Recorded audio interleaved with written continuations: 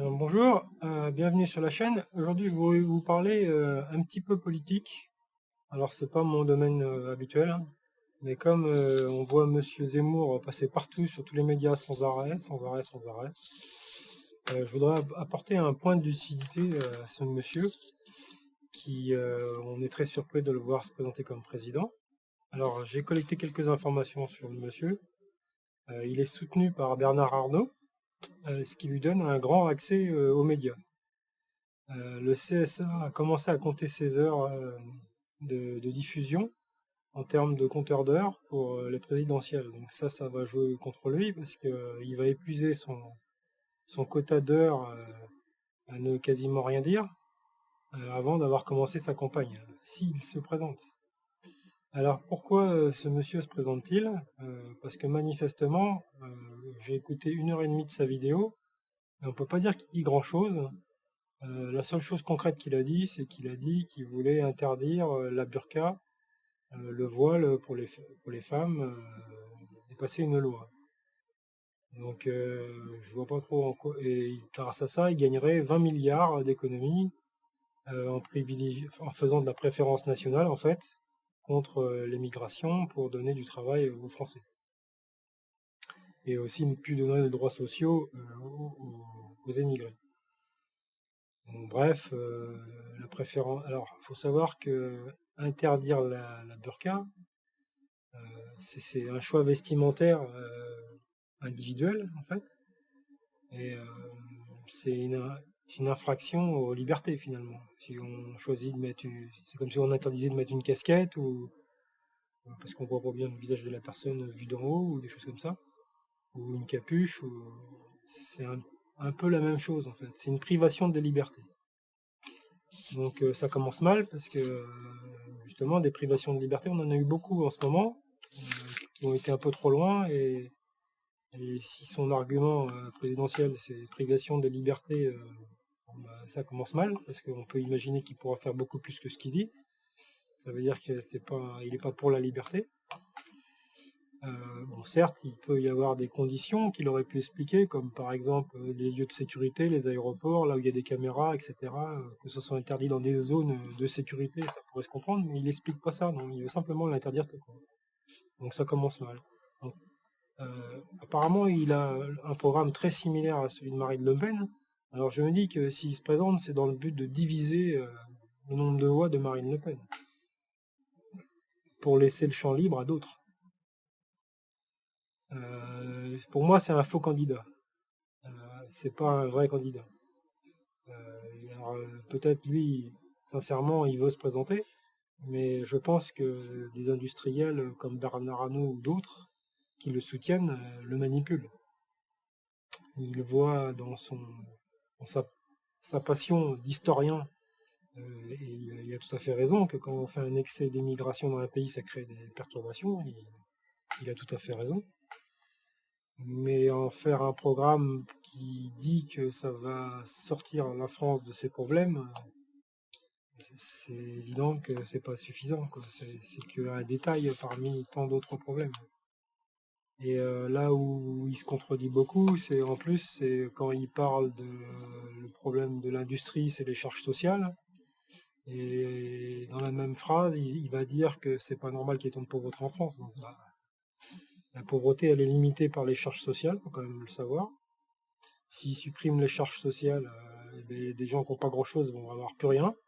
Et ils vont passer de pas riches du tout, ils vont passer de pauvres à très pauvres. Donc, je vois pas trop en quoi ça va améliorer les choses. Donc il a rien dit du tout parce que c'est pas un spécialiste de l'économie. Je sais que son grand soutien, c'est Charles Gave pour ce qui est l'économie.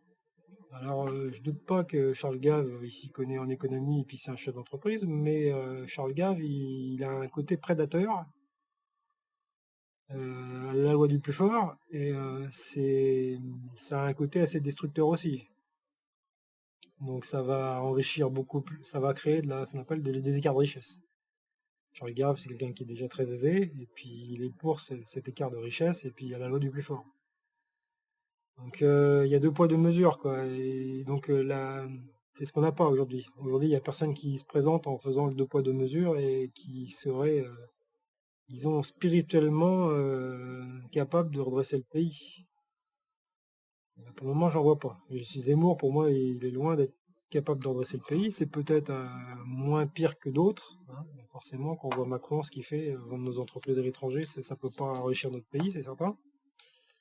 Après, c'est compliqué comme tout pour les récupérer. Comment on va faire pour faire l'entretien de nos centrales nucléaires si on n'a pas de turbines et de pièces de rechange? Ça, c'est un gros sujet. Et ça, été causé par Macron. S'il avait interdit la vente aux Américains, ça aurait été une bonne chose, mais il ne l'a pas fait. Maintenant, pour récupérer l'entreprise, ça va être un gros problème. EDF ne veut pas racheter l'entreprise des turbines. Et donc, si on n'a plus notre autonomie énergétique, en plus, ça nous met en danger au niveau sécuritaire. Hein. Si on ne fait pas correctement l'entretien des centrales nucléaires, faute de budget pour l'entretien, parce que les pièces sont vendues 5 fois plus cher depuis que c'est passé côté américain, ça cause un problème sécuritaire. Donc, c'est extrêmement grave. Voilà, donc voilà dans la situation que nous a mis notre cher Macron. Et puis Macron, quand il était ministre, il vendait nos sociétés. Quand il fait ça, il touche une commission, il faut le savoir. C'est légal. Et il a continué à le faire pendant qu'il était président. Et en fait, il roule pour lui. Hein. Macron, il s'enrichit, lui. Voilà. Donc il nous faut un président qui serve l'intérêt des autres et pas qui serve lui-même. Et ça, je ne sais pas s'il y en a. Parce qu'on en a, c'est des carriéristes politiques. Donc par définition, un carriériste politique, c'est quelqu'un qui vit sur le dos des gens qui créent des richesses. Mélenchon, c'est typique, c'est un politique carriériste. Donc il vit sur le dos de ceux qui créent de la richesse depuis qu'il est né. Quoi. Enfin, c'est vraiment un passionné de politique, etc. Donc j'ai pas confiance à tous ces gens, je les sens pas. Alors il y en a sûrement qui sont moins pires que d'autres. Hein. Moi je pense que si on avait eu Mélenchon comme président plutôt que Macron, ça se serait mieux passé. Il y aurait eu d'autres problèmes, mais je pense que ça aurait été moins pire. Là, alors ce que j'espère, c'est que les gens qui ont voté pour Macron, qui se sont trompés, j'espère qu'ils vont comprendre que voter, c'est pas leur truc, qu'ils se font manipuler, et que le meilleur moyen d'arrêter de se faire manipuler, c'est qu'ils arrêtent de voter, qu'ils laissent voter ceux qui comprennent ce qui se passe. Ça pourrait être une solution, parce que moi, personnellement, si je fais quelque chose et que je n'y arrive pas, j'arrête de le faire. Hein. Pour éviter le pire. Voilà. Donc, et puis ceux qui votent pas et qui peut-être comprennent bien ce qui se passe, et faire le choix le meilleur, parce que le bon choix, il se présente toujours pas. Ce qu'il nous faut, c'est un président qui soit désintéressé par son intérêt personnel. C'est ça qu'il nous faut. Il nous faut un président qui comprenne l'économie et qui ne s'intéresse pas à son intérêt personnel. Parce que le problème qu'on a depuis 10 ans, c'est ça. Et il nous faut quelqu'un qui respecte la liberté, le libre arbitre, et qui comprenne la notion de nuisance pour réguler la liberté. Parce que la liberté s'arrête à la nuisance, bien sûr. Mais tout est à refaire dans ce pays. Hein. Le droit, les gendarmes sont des gens nuisibles pour la population. C'est tout par travers n'importe comment. L'économie, c'est une catastrophe. Alors pourquoi l'économie? C'est le principal problème de l'économie, c'est le chômage, il faut le dire. On achète tous nos produits à l'étranger, l'argent fout le camp en Chine. Donc forcément, si l'argent ne revient pas en France, globalement, on s'appauvrit tous progressivement, tout doucement, et ça va de moins en moins bien. Et quand ça va aller très mal, le jour où il faudra négocier avec ceux avec qui on a des dettes, le seul argument qu'on a pour négocier, c'est oui, mais on peut vous rendre des services dans le domaine de l'industrie. Voilà, mais si on n'a plus d'industrie, on n'a plus rien pour négocier. Et donc après, ça devient peut-être pas le Liban, parce que les économistes ont dit que ça ne pourra pas être aussi pire que le Liban, mais un demi-Liban, quoi, ça pourrait être. Donc c'est aujourd'hui, tout le monde s'efforce de remplacer les hommes par des machines. Mais les machines, elles ne consomment pas. Les machines, elles produisent et il n'y a pas de circulation de richesse. C'est-à-dire, quand on a un industriel qui remplace les hommes par des machines, c'est un but, on dit concurrentiel d'abord, mais c'est ni plus ni moins que des gens cupides en concurrence qui mènent le bateau, quoi. Donc, ils cherchent tous un moyen de supprimer la main-d'œuvre, remplacer par soit des logiciels, soit des machines automatisées, etc. Le but de la machine, ça n'a jamais été de remplacer l'homme. Le but de la machine, c'est d'aider l'homme, pour qu'il dégage des richesses. Mais là, aujourd'hui, on cherche des moyens de remplacer l'homme par des machines. Je dis pas qu'il faut pas utiliser les machines on en a besoin, mais pas la manière dont on le fait, c'est une dérive vers la cupidité. Donc il nous faut un président qui remette les gens au travail et qu'on arrête. Parce que ce qu'il faut savoir, c'est que les politiques se comportent de manière suicidaire. Alors, comme c'est sur du très long terme, ça leur fait pas grand-chose. Eux, ils font leur carrière, ils font leur argent, et puis après, ils s'en fichent. Mais ils utilisent l'argent des impôts pour le distribuer aux entreprises pour qu'elles investissent. Mais ils ne s'intéressent pas à savoir comment cet argent va être utilisé. On achète une machine, voilà, et puis l'État est content.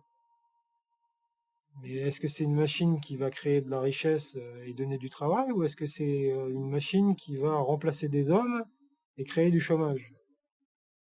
Parce que plus le chômage est élevé, plus le système de circulation de l'argent diminue, et moins la richesse se crée. Il y en a un qui a tout l'argent, il a trop d'argent, il ne sait plus quoi en faire. Et en général, il va l'investir à l'étranger, parce qu'en France, c'est moins intéressant. Et donc, on appauvrit un lieu. On détruit la France. Voilà, c'est comme ça que ça fonctionne. Donc, Zemmour, pour moi, c'est un faux candidat. Voilà. C'est un faux candidat qui est probablement manipulé par Bernard Arnault. Et s'il ne se présente pas, il donne l'avantage à Marine Le Pen, en ayant fait une pré-campagne de Marine Le Pen contre l'immigration, clairement. Est-ce que c'est ça la stratégie? Je ne sais pas qu'est-ce que veut Bernard Arnault. Je ne sais pas quelles sont ses intentions. Alors Bernard Arnault, c'est un très bon industriel, un très bon chef d'entreprise. Il a remis sur pied des sociétés qui allaient faire faillite. Il les a rachetées à 1 euro, il les a remis à flot et il les a mis en bénéfice même. Et dans le domaine du luxe. Donc c'est un domaine où il fait des marges énormes. Et lui, il n'y a que ça qui l'intéresse. Il investit que dans des sociétés où si la marge c'est pas x10, ça ne l'intéresse pas. Bon, bah c'est un domaine, c'est une niche économique, on va dire, qui a le mérite d'avoir fait bien fonctionner, un domaine qu'il maîtrise, mais c'est pas un modèle économique applicable à toute industrie. C'est un modèle applicable, une niche spécialiste, Bernard Arnault. Mais Bernard Arnault, est-ce qu'il sait faire des chaussures bon marché, fabriquées en France? Est-ce qu'il sait faire des vêtements fabriqués en France? Non, c'est pas son domaine. C'est d'autres types de PDG, d'autres compétences, etc.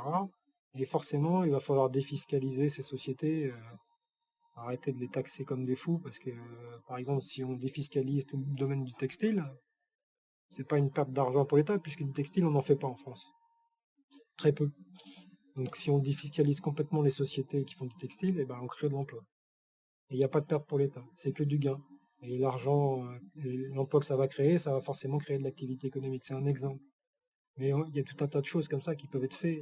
D'ailleurs, Charles Gave connaît bien le sujet, mais ce qui me fait peur, c'est que Charles Gave, il est pour le capitalisme de concurrence assez dur. Et ça, j'aime beaucoup tout ce qu'il fait, mais c'est le côté à pondérer chez lui, quoi. Donc ce que j'espère, c'est qu'il puisse participer à la vie politique, mais qu'il soit pondéré par un président qui dit là non, quoi. Là oui, là non, là oui, là non. Donc voilà, Zemmour, moi, j'y crois pas du tout. C'est une opération pré-politique. Il prépare le terrain pour manipuler les masses à voter exactement pour qui ils veulent. Et une nouvelle fois, c'est les riches industriels qui vont décider qui sera le président. Et ensuite, les médias qui vont tout organiser pour que le président choisi soit fait par les riches industriels. Les riches industriels vont donner des ordres aux médias. Et tout va être orchestré pour que les populations de masse qui ne comprennent pas bien tout dans le détail votent pour celui qu'ils ont choisi eux à l'avance. Donc ce que j'espère, c'est que les consciences vont se libérer, que les gens comprennent ce qui se passe, et qu'en fait, ils raisonnent par eux-mêmes et qu'ils fassent un choix raisonné. Mais vous pouvez vous dire d'entrée de jeu que n'importe quel politique qui va voter une loi de privation de liberté, ça va déjà pas. Parce qu'on ne peut pas créer de la richesse dans un pays où les libertés ne sont pas libérées. Ça fonctionne pas. C'est impossible. Et on peut pas non plus être heureux dans un pays où on prive la liberté. La liberté, c'est une loi même galactique, hein. C'est une société intelligente, évoluée, privilégie la liberté, le libre arbitre. Chacun fait ce qu'il a envie de faire et c'est ce qui fera le mieux. Mais il faut pas bloquer et mettre des... Et puis dans la politique, il y a plein de gens qui travaillent pour rien, qui servent à rien. Il y a des tas d'administrations très coûteuses qui empêchent l'économie d'émerger. Tout ce qui est agricole est un parfait exemple que la politique agricole, c'est vraiment ce qui détruit l'agriculture en France, hein, on était les premiers. Donc toutes ces administrations, il nous faut un président qui détruit ces administrations qui sont chères en charges sociales, et ça c'est de la charge sociale, c'est pas le RSA ou le chômage ou la retraite. Ça c'est des charges qui coûtent très cher et qui créent des dettes permanentes à notre pays, et ce sont des parasites qui nuisent à la société en permanence. Donc il nous faut un président qui diminue les administrations parasites, et il nous faut un président qui ne cherche pas son intérêt personnel. Voilà ce que je peux dire. Mais Zemmour, ça commence mal. Privation de liberté, suppression de la burqa, je ne vois pas en quoi ça va améliorer les choses. Allez, moi, bonne soirée. Au revoir.